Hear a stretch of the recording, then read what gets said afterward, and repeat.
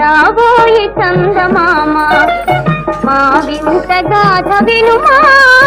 రాబోయి చందమామ మా వింత గాథ వినుమా రాబోయి చందమామ రచనలు పలికిన పతితో బ్రతుకగా వచ్చిన సతినోయ్ రచనలు పలికిన పతితో బ్రతుకగా వచ్చిన సతినోయ్